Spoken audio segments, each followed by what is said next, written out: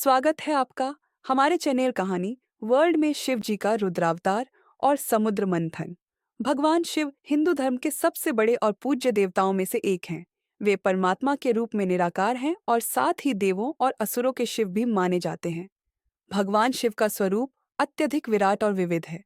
उन्हें महादेव, त्रिलोकपति, रुद्र, भोलेनाथ, नीलकंठ आदि नामों से पुकारा जाता है।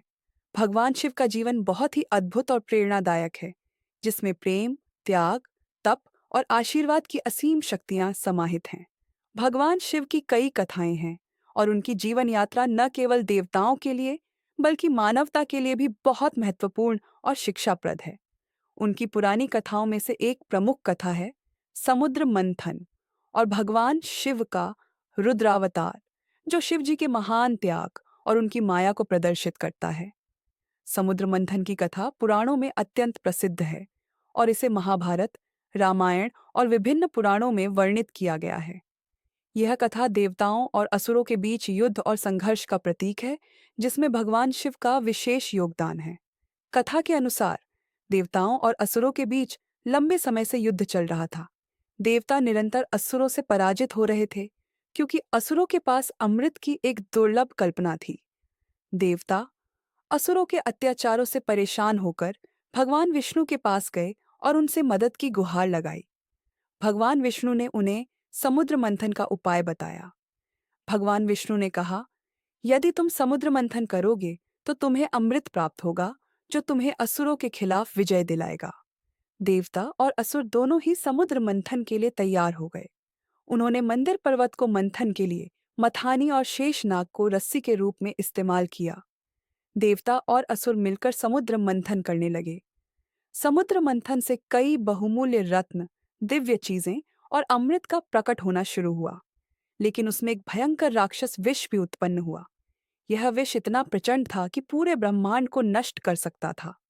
यह विष समुद्र मंथन का सबसे खतरनाक परिणाम था। देवता और असुर दोनों ही इस विष को देखकर घबराए, क्योंकि इसका प्रभाव सभी के लिए विनाशकारी था।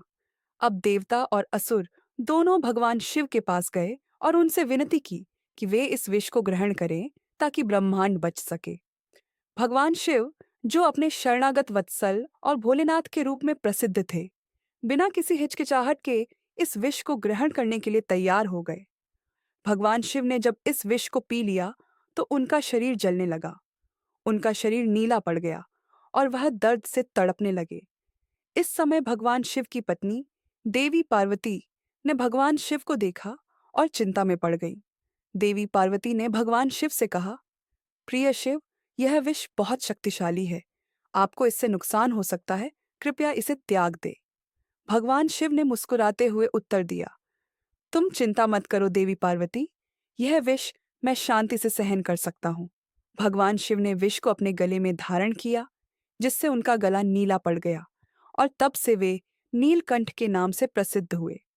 विष को ग्रहण करने के बावजूद भगवान शिव का शरीर सुरक्षित रहा, क्योंकि उनका शिवलिंग अत्यधिक शक्तिशाली था और उसमें विष को सहन करने की क्षमता थी। भगवान शिव ने उस विष को ग्रहण करने के बाद पूरे ब्रह्मांड को सुरक्षित किया। उनकी तपस्या, त्याग और विशाल हृदय ने सभी देवताओं और असुरों का जीवन बचाया। यह कृत्य भगवान शिव के सर्वोच्च त्याग और समर्पण का प्रतीक बन गया। भगवान शिव का यह रुद्रावतार एक अद्वितीय उदाहरण है कि कैसे एक भक्त को अपनी शक्ति, साहस और धैर्य के साथ भगवान की सहायता से बड़ी समस्याओं का समाधान मिल सकता है। इस घटना से भगवान शिव की महानता और उनकी ममता की पहचान और भी स्पष्ट हो गई।